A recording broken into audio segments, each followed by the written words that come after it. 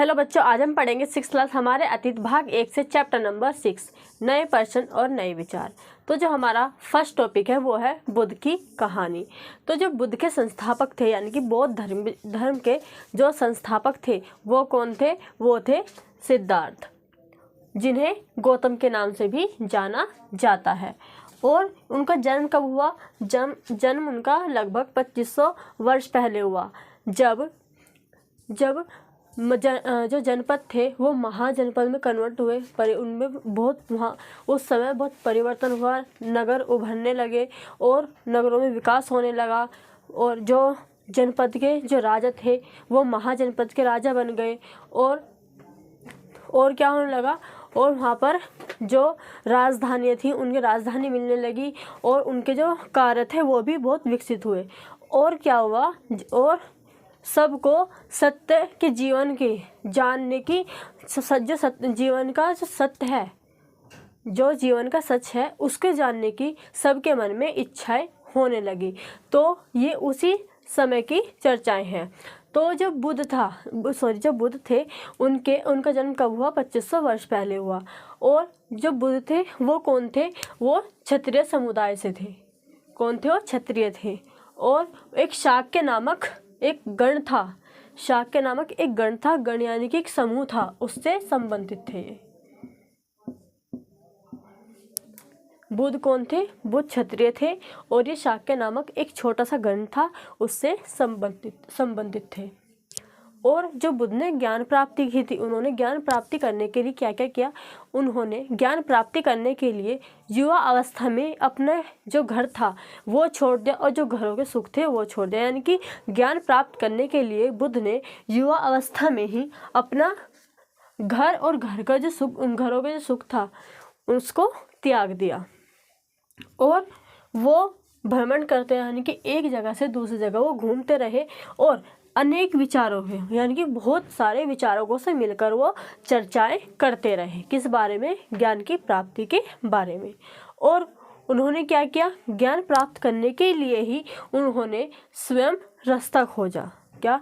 स्वयं ही ज्ञान प्राप्त करने के लिए उन्हें स्वयं रास्ता ढूंढने का निश्चय किया, यानी कि उन्होंने फैसला लिया अकेले ही तय करने का। और इस कारण वो कहाँ चले गए? वो चले गए बोध गया। बोध गया कहाँ पर है? वो है हमारा बिहार में। ये कहाँ है? बोध गया बिहार में है। फिर वहाँ पर बोध गया जब चले गए तो वहाँ पर एक पीपल का पेड़ था। पीपल के पेड़ के नीचे ये तपस्या में बैठ गए। तो इन्होंने कई दिनों तक तपस्या की। उसके बाद क्या हुआ? उन्हें ज्ञान प्राप्त हो गया। उन्हें ज्ञान प्राप्त कहाँ हुआ? बोध गया में। बोध गया हमारा बिहार में है। और वहाँ पे एक पीपल के पेड़ के नीचे बैठकर इन्होंने तपस्या की और कई दिनों तक तपस्या करते रहे। उसके बाद इन्हें ज्ञान प्राप्त हो गया और फिर ये बुद्ध के रूप में यानी कि बुद्ध के नाम से ये जाने गए। उसके बाद वो बोध गया से वाराणसी चले जाते हैं। वाराणसी हमारा कहाँ है? वो है हमारा उत्तर प्रदेश में। उत्तर प्रदेश में हमारा वाराणसी है। तो वाराणसी के पास एक हमारा नगर है, वो है वाराणसी के पास एक नगर है, वो है हमारा सारनाथ। वो चले गए वाराणसी में, सारनाथ गए और वहाँ पर उन्होंने अपना पहला उपदेश दिया। क्या उन्होंने पहला उपदेश दिया। और जो उनकी मृत्यु उनकी कब हुई? कहाँ हुई? वो हुई हमारी कुशीनारा में। कुशीनारा कहाँ है? कुशीनारा गोरखपुर में है और गोरखपुर हमारा उत्तर प्रदेश में है। तो जो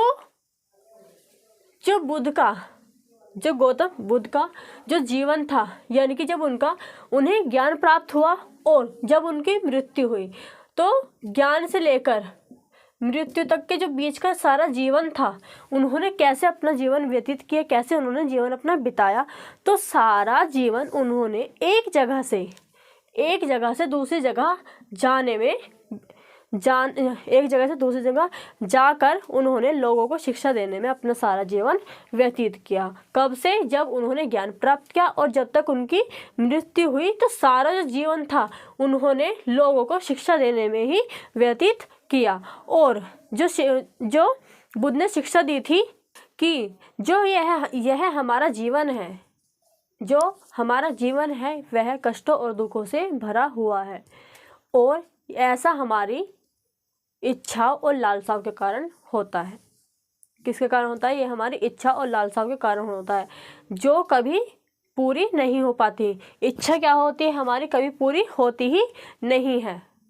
वो दी थी प्राकृत भाषा में, यानी कि जो सामान्य लोग थे उन्हें प्राकृत भाषा में शिक्षा दी थी।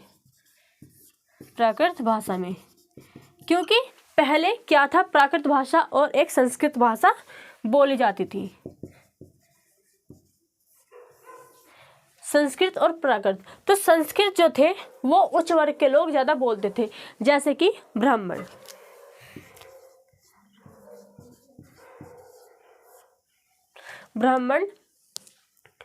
तो जो संस्कृत थी वो ज़्यादातर ब्राह्मण लोग बोलते थे, लेकिन जो सामान्य लोग थे, आम लोग थे, वो ज़्यादा प्राकृत भाषा का इस्तेमाल करते थे। इसीलिए बुद्ध ने अपनी शिक्षा प्राकृत भाषा में दी, जिससे कि जो सामान्य लोग हैं, जो उनके उपदेश है, उनके संदेश है, उसको वो समझ सके। और बुद्ध ने उसके साथ साथ बुद्ध ने ये भी कहा कि जो शिक्षा है, शिक्षा को इसलिए स्वीकार नहीं करना चाहिए कि वो उनका उपदेश हो। यानी कि बुद्ध ने कहा कि शिक्षा को इसलिए स्वीकार नहीं करना चाहिए कि ये मेरा उपदेश है, बल्कि उसे अपने विवेक से नापे। विवेक यानी कि अपनी बुद्धि से मापे कि क्या ये जो बोल रहे हैं, कह रहे हैं, क्या ये सही है या फिर गलत है। तो बुद्ध ने ये कहा कि शिक्षा को हमें इसलिए स्वीकार नहीं करना चाहिए कि ये मेरा उपदेश है, बल्कि इसे अपने विवेक से नापे और ये जानने की कोशिश करे कि क्या ये सही है या फिर गलत है। साथ ही वे ये मानते थे कि जो हमारे कर्मों का जो फल है, यानी कि जो हमारे कर्म है, वो चाहे हम अच्छे कर रहे हो या फिर बुरे कर रहे हो, जो हमारे जो कर्म है वो चाहे बुरा हो या फिर अच्छा हो, जो उसका परिणाम है वो वर्तमान के साथ साथ आगे भी, यानी कि भविष्य में भी उस चीज़ को प्रभावित करता है। तो ये बुद्ध मानते थे, और कहीं ना कहीं ये सही है, क्योंकि जब हम अच्छा करते हैं तो हमारे साथ भी अच्छा होने की संभावना ज़्यादा रहती है। लेकिन जहाँ कहीं हम किसी का बुरा चाहते तो हमारे साथ कहीं ना कहीं बुरा होता। तो ये चीज़ किसने कही? ये चीज़ कौन मानते थे? ये बुद्ध मानते थे। और जो हमारा अब नेक्स्ट टॉपिक है वो है उपनिषद। तो जिस समय बुद्ध उपदेश दे रहे थे, ठीक उससे पहले या उसी समय क्या होता, जो अनेक चिंतक थे, जो चिंतक थे, जो विचारक थे, वो कठिन प्रश्नों के उत्तर ढूंढने का प्रयास कर रहे थे। तो वो कठिन प्रश्न क्या थे? वो थे कि कुछ मृत्यु के बाद के जीवन के बारे में जानने को उत्सुक थे, और कुछ जो दूसरे चिंतक थे वो क्या थे कि जो यज्ञ की उपयोगिता के बारे में जानने के लिए वो उत्सुक थे। तो जो ये जो प्रश्न थे, तो इन सभी कठिन प्रश्नों का वो उत्तर ढूंढने का प्रयास कर रहे थे। क्या ये जीवन क्या है, और जो ये यज्ञ है इनकी उपयोगिता कहाँ है, और जो हमारी जो मृत्यु हो जाती है बाद का जीवन है, या उससे जो बाद का जीवन है वो कैसे है। तो ये सब जो प्रश्न थे उनके मन में चल रहे थे, तो उन सभी के उत्तर ढूंढने का प्रयास कर रहे थे। और अनेक चिंतक जो अधिकांश चिंतक थे, यानी कि अधिकांश चिंतकों ने यह माना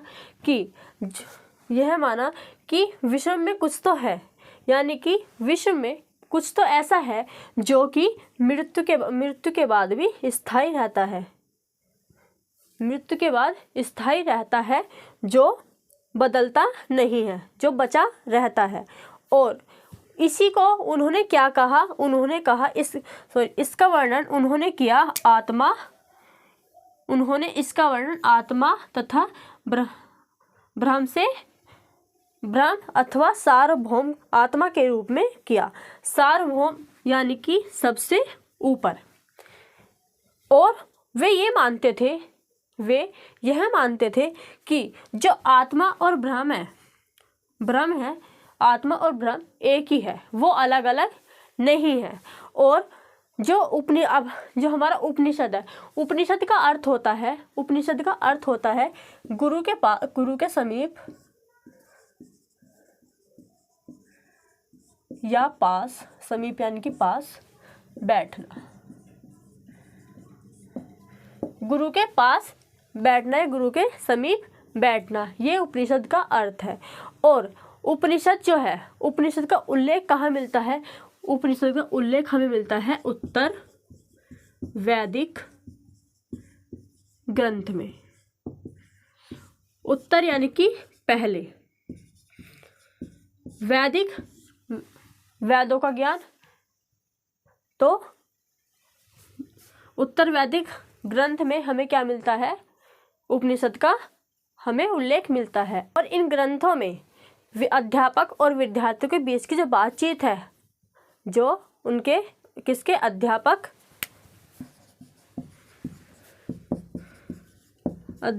और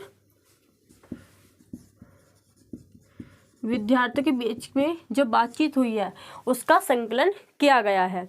संकलन यानी कि जो ये विचार थे उनके समान, जो उनके वे विचार थे उसको सामान्य वार्तालाप के रूप में प्रस्तुत किया है। और जो ये चर्चाएं थी, कौन सी, जो ये वार्तालाप होता था, इसमें कौन कौन लोग भाग लेते थे? इसमें भाग लेने वाले थे, जो भाग लेते थे वो कौन थे? ज़्यादातर पुरुष और राजा। लेकिन यहाँ पर एक महिला का हमें वर्णन मिलता है। वो कौन है? वो है गार्गी।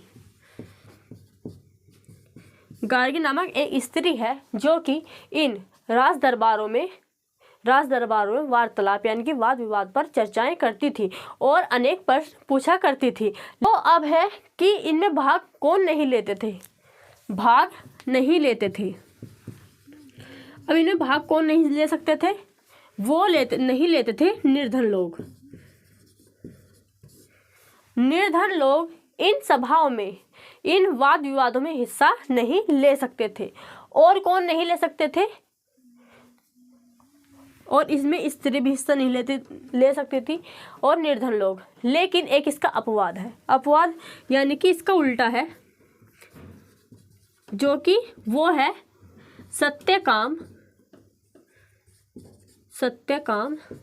जाबाल। सत्यकाम जाबाल जो है वो कौन है? वो एक निर्धन परिवार के व्यक्ति थे, लेकिन इन सभाओं में, इन विवादों में वो हिस्सा लेते थे और उनके मन में सत्य जानने की तीव्र जिज्ञासा थी, सत्य को जानने की बहुत ज़्यादा इच्छा थी।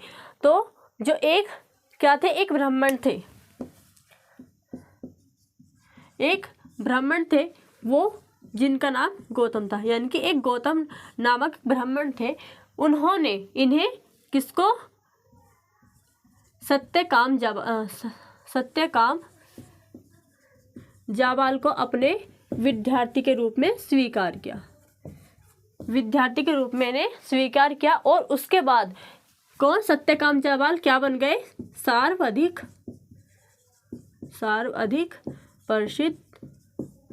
प्रसिद्ध विचारक। सत्यकाम जाबाल को विद्यार्थी के रूप में एक गौतम नामक ब्राह्मण थे, उन्होंने अपने विद्यार्थी के रूप में स्वीकार किया और उसके बाद वो सर्वाधिक प्रसिद्ध विचारक बन गए, यानी कि वो फेमस हो गए। फेमस विचारकों में से उनका नाम आने लगा। और उनके बाद कई अनेक विचारक का उल्लेख उपनिषद में, यानी कि उपनिषद में कई विचारकों का विकास हुआ, लेकिन वो बाद में हुआ। लेकिन जो उपनिषद में सबसे पहले उल्लेख मिलता है वो सत्यकाम जाबाल का मिलता है। और कई विचारों का विकास और हुआ, लेकिन वो किसके द्वारा किया गया, वो किया गया शंकराचार्य।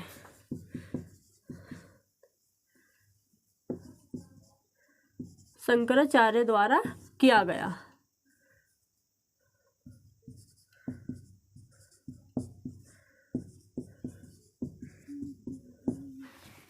यानी कि जो वैद्य थे उनमें जो उल्लेख मिलता है वो किसके जात में मिलता है, वो अध्यापक और विद्यार्थियों के बीच का संकलन मिलता है। उनमें जो उनकी बातचीत थी, जो वार्तालाप था, वो सामान्य वार्तालाप के रूप में प्रस्तुत किया गया और उसमें भाग जो लेते थे, ज़्यादातर कौन लेते थे भाग, वो लेते थे पुरुष और राजा। लेकिन वहीं एक स्त्री का भी उल्लेख मिलता है जो गार्गी थी, और जो गार्गी थी वो राज दरबार में भाग लेती थी और वाद विवाद में वो भाग लेती थी और वहाँ पर बहुत प्रश्न पूछती थी।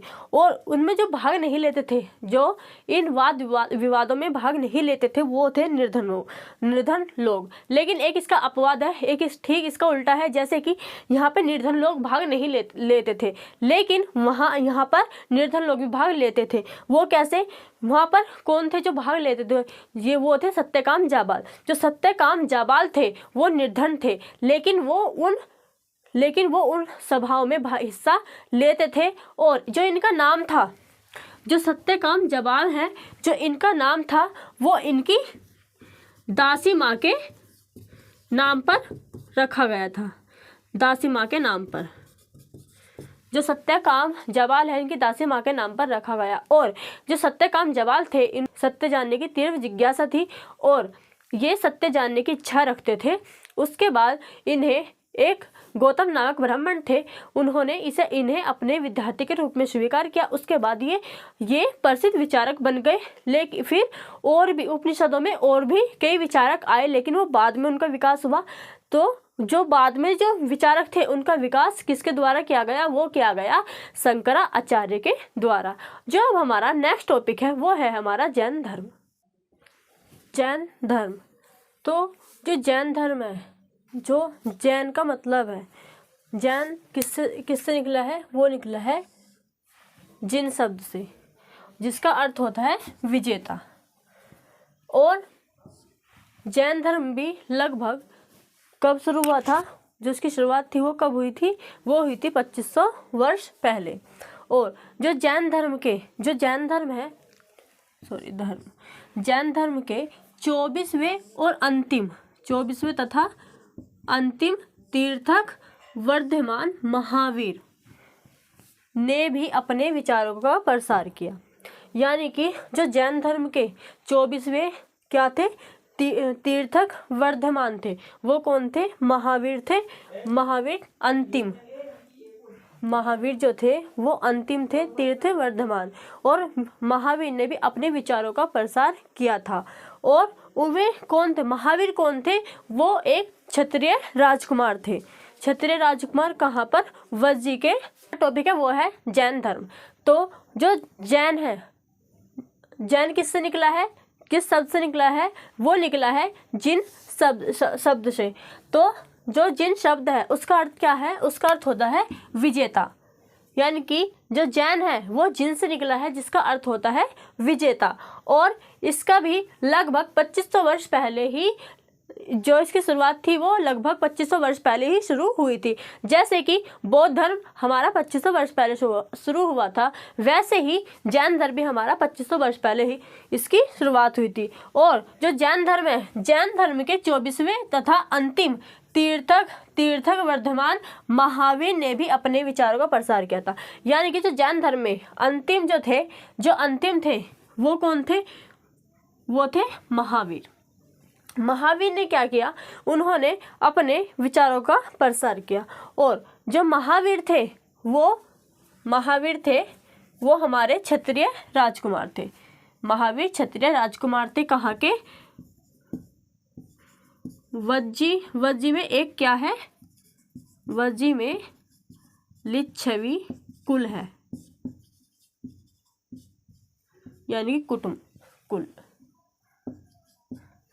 तो वज्जी में क्या है, एक लिच्छवी है, लिच्छवी गांव है, वहाँ पर क्या है, वहाँ के ये कौन है, क्षत्रिय है, ये वहाँ के राजकुमार थे। वज्जी में लिच्छवी नामक स्थान के ये राजकुमार थे।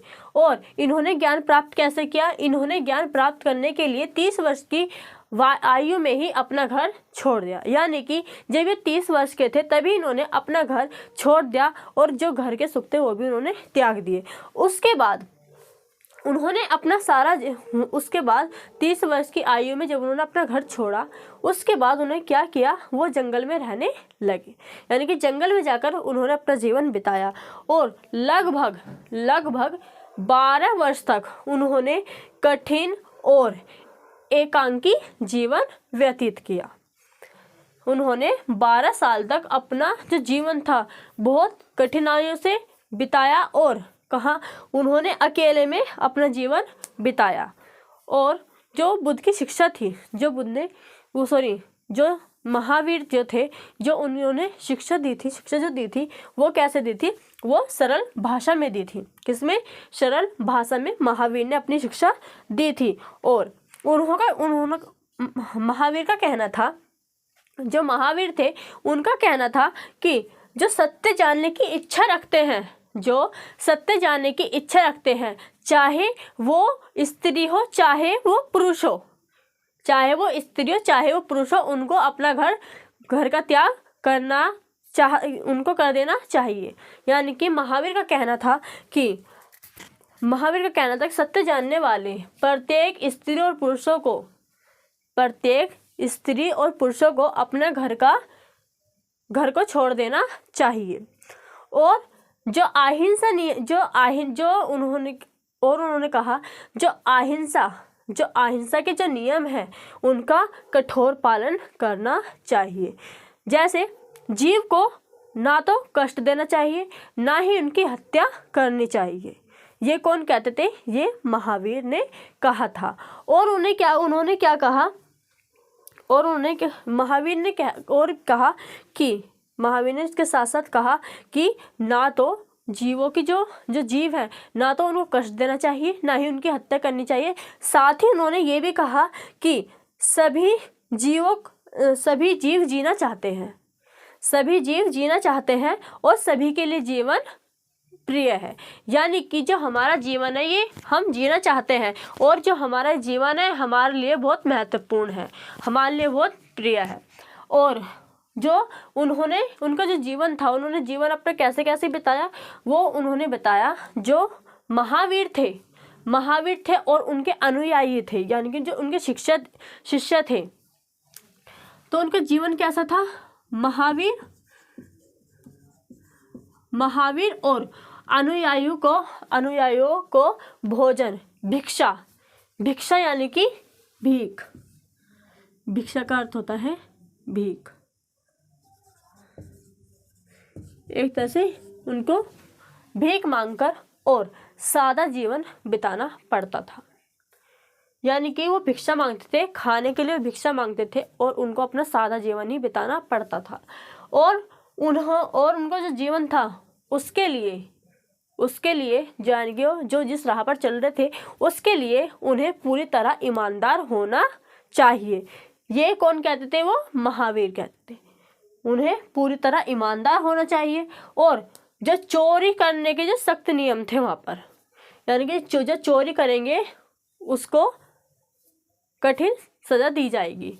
तो चोरी ना करने के, यानी कि अगर चोरी करेंगे तो उसको सजा मिलेगी, लेकिन इसमें क्या थे? चोरी ना करने के सख्त हिदायत थे, उसके नियम थे।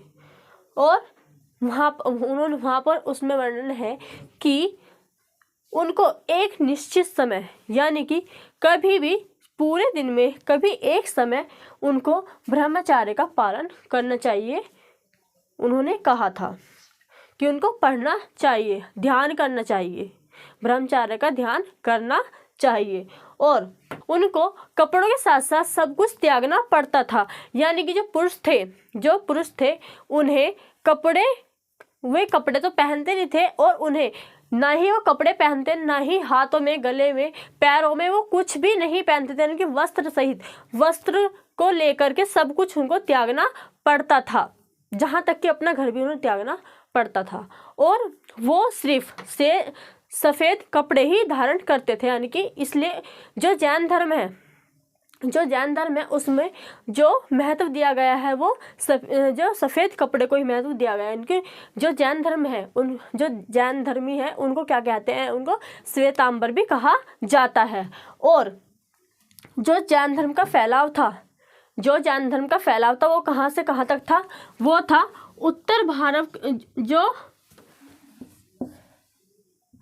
ये हमारा पूर्व, पश्चिम, उत्तर और दक्षिण, यानी कि जो दक्षिण भारत था, दक्षिण भारत के साथ साथ वो कई इलाकों में फैल चुका था। जैसे कि हमारा गुजरात हमारा कहाँ है, वो पश्चिम में है, और कर्नाटक और तमिलनाडु वो कहाँ है, हमारा दक्षिण में। तो उत्तर भारत के साथ साथ गुजरात, तमिलनाडु और कर्नाटक में इसका फैलाव हो चुका था।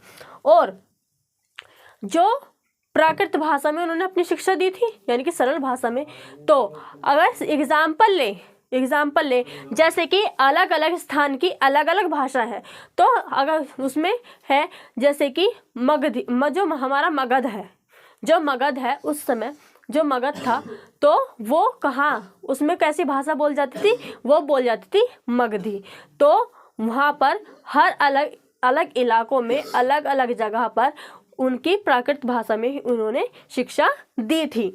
और जब महावीर और उनके अनुयायी थे, जो उनकी शिक्षा थी, महावीर और अनुयायियों की जो शिक्षा थी वो कैसी थी, वो मौखिक थी, यानी कि वो सिर्फ बोलते थे, वो लिखित नहीं थी। लेकिन वर्तमान में यानी कि आज के समय में ये जो इनकी शिक्षा है वो क्या है, वो एक लिखित सबूत है।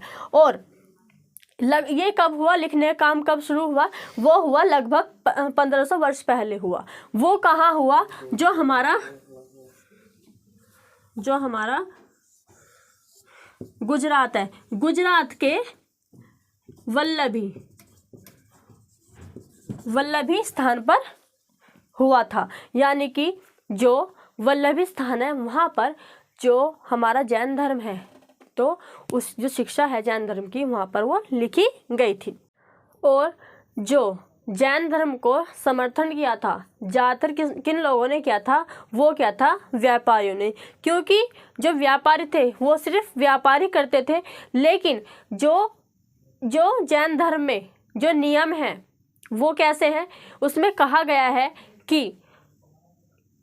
गया है कि ना तो किसी जीव को कष्ट दो, ना ही किसी जीव की हत्या करनी चाहिए। यानी कि ना ही किसी जीव को कष्ट देना चाहिए और ना ही उनकी हत्या करनी चाहिए। लेकिन यह सबसे ज़्यादा कठिन किसके लिए था, वो था किसानों के लिए। क्यों था, क्योंकि जो किसान थे वो क्या करते थे, वो फसलें उगाते थे। अब वो फसलें उगाते थे तो फसलों में क्या होता है, उसमें कई प्रकार के वहाँ पे कीड़े होते हैं वो लग जाते हैं।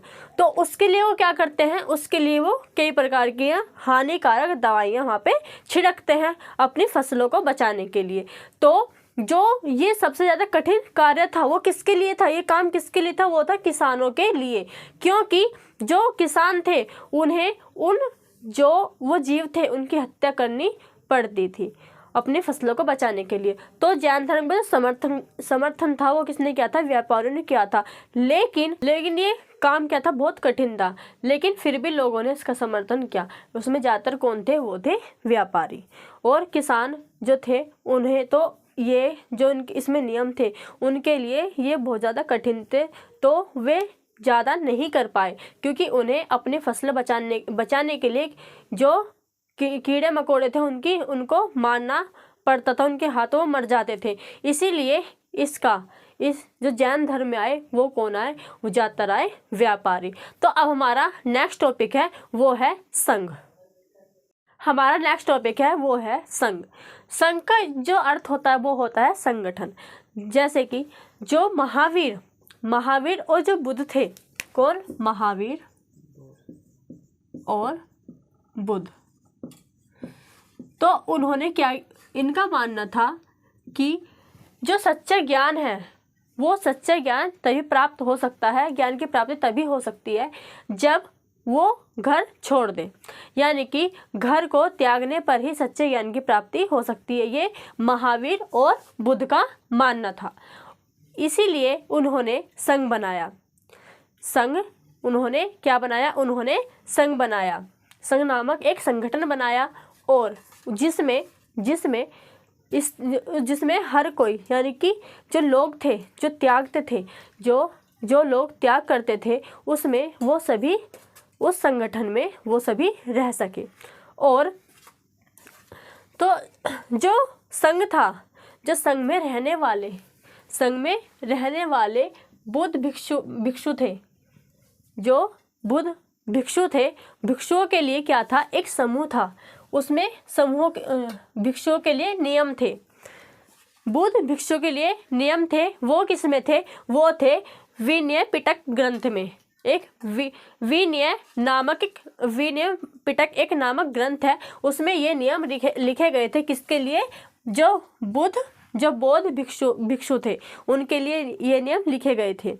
और इसमें हर कोई हिस्सा, यानी कि इसमें हर कोई भाग ले सकता था, इसमें हर कोई आकर रह सकता था, चाहे वो स्त्री हो चाहे वो पुरुष।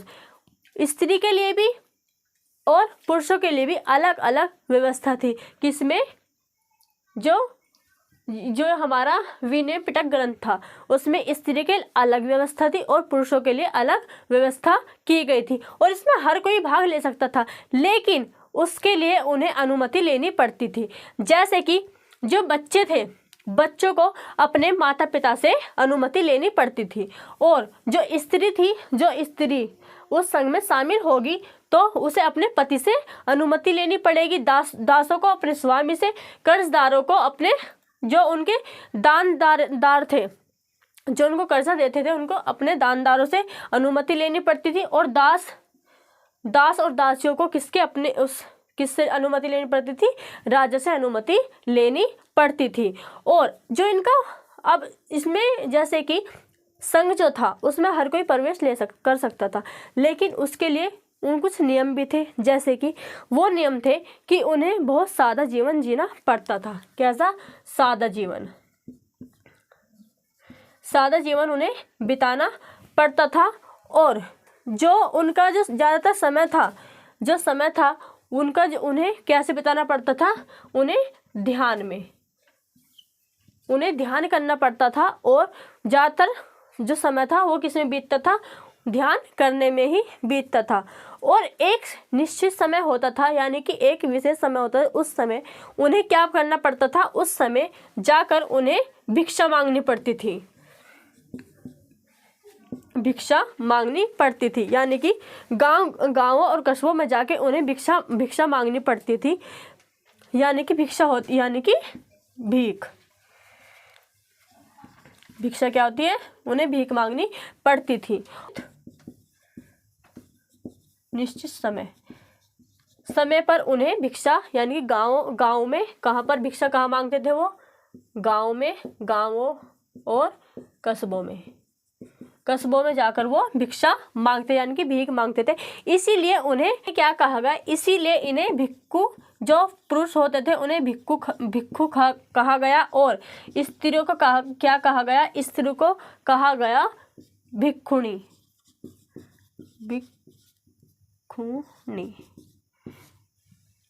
जो भीख मांगते थे, जो भिक्षा मांगते थे, उन्हें पुरुषों के लिए कहा गया भिक्खु और स्त्री के लिए क्या गया? भिक्खुणी।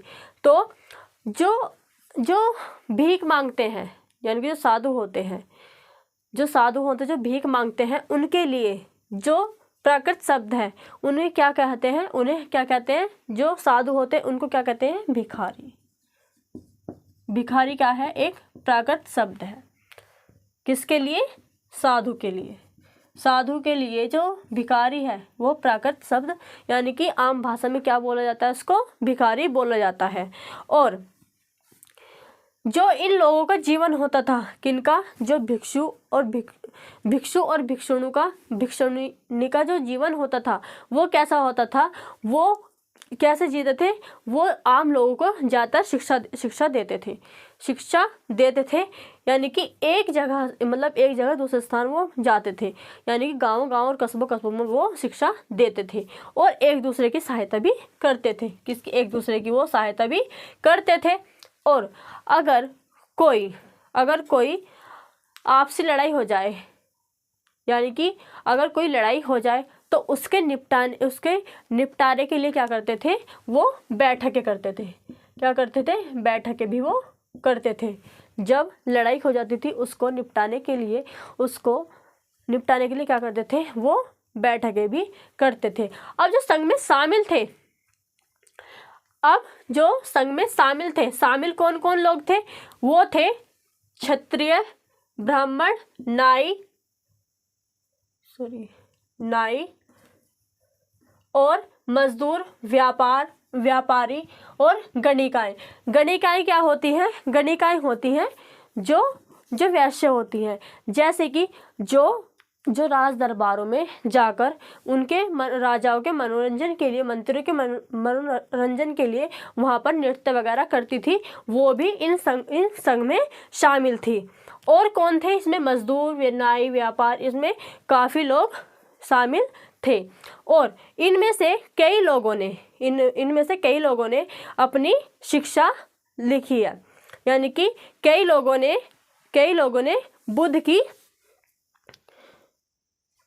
बुद्ध की शिक्षाओं के बारे में लिखा है।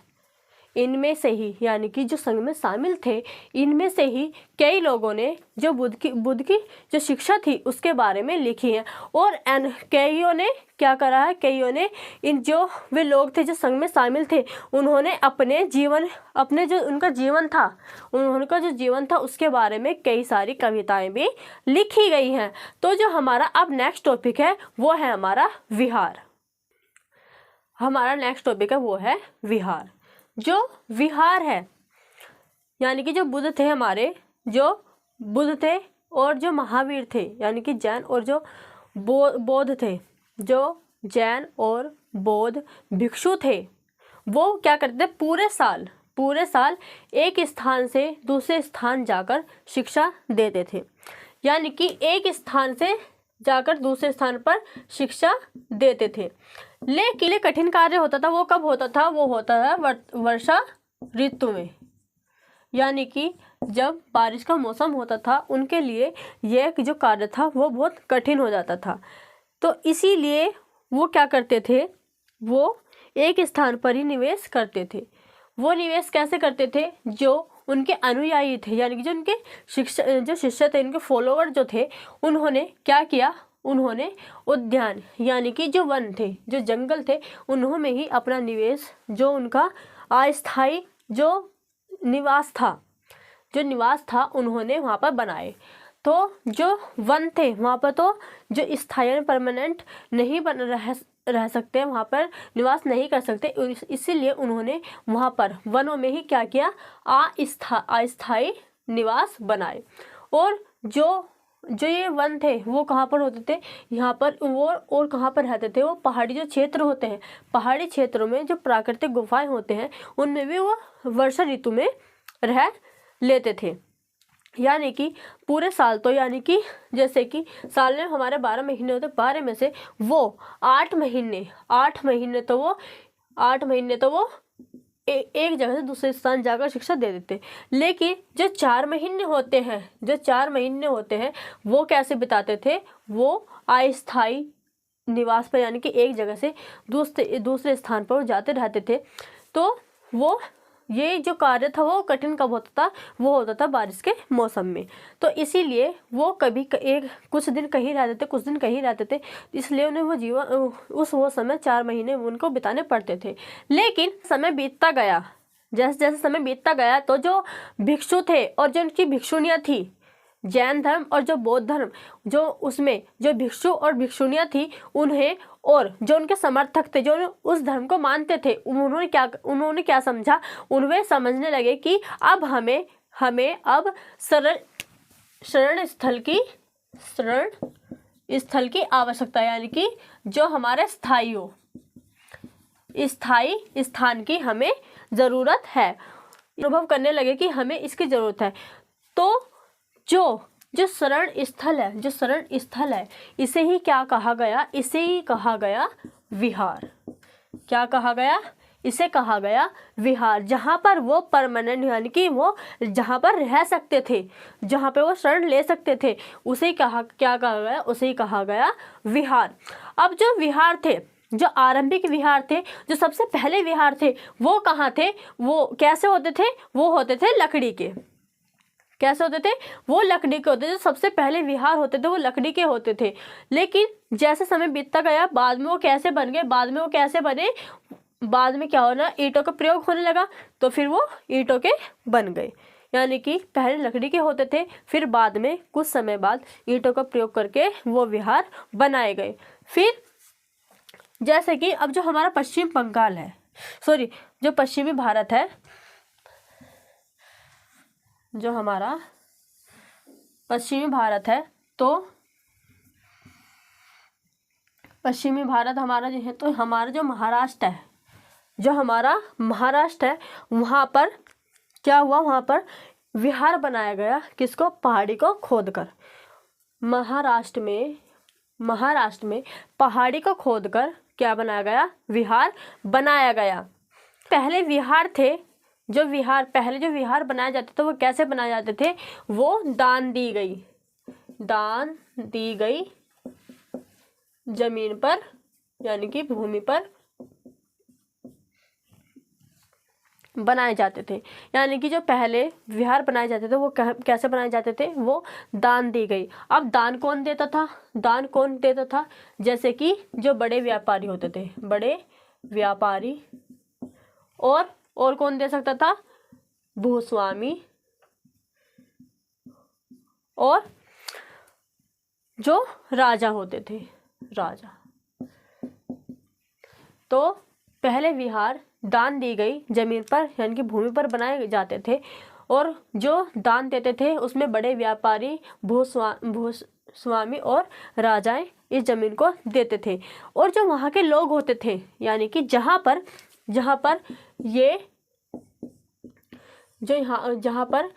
ये विहार बनाए जाते थे, वहाँ पे जो आसपास के जो लोग होते थे वो क्या करते थे, उन भिक्षुओं और भिक्षुओं के लिए क्या लाते थे, वो लाते थे भोजन, वस्त्र यानी कपड़े, भोजन, वस्त्र और दवाइयाँ। यानी जैसे कि जो वहाँ पर क्या होता था, वहाँ पर विहार होते थे, तो उसके आसपास के इलाके के जो लोग होते थे, उन भिक्षु किसके लिए लाते थे, वो ये भोजन, वस्त्र और दवाइयाँ किसके लिए लाते थे, भिक्षु या भिक्षु और भिक्षुणियों के लिए। और जो भिक्षु और भिक्षुणी होती थी, भिक्षु और भिक्षुणी यानी कि जो भिक्षु और भिक्षुणी होती थी, वो क्या करते थे, इन लोगों को, आम लोगों को क्या देते थे, वो शिक्षा देते थे। यानी कि जो उनके लिए भोजन, वस्त्र और जो दवाइयाँ लाते थे उन लोगों को, उसके बदले में क्या देते थे, उनको वो शिक्षा देते थे। और फिर जैसे ये धीरे धीरे क्या हुआ, ये पूरे उपमहाद्वीप, जो ये जैन धर्म और बौद्ध धर्म है, जो जैन धर्म और जो बौद्ध धर्म है, ये पहले तो हमारा कहाँ से कहाँ तक था, पहले तो ये कुछ इलाकों में था।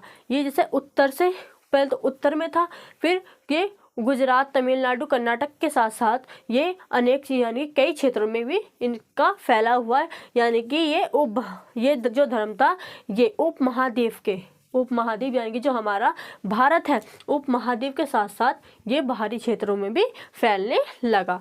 अब हमारा ये टॉपिक होता है खत्म। अब हम मिलते हैं नेक्स्ट चैप्टर में।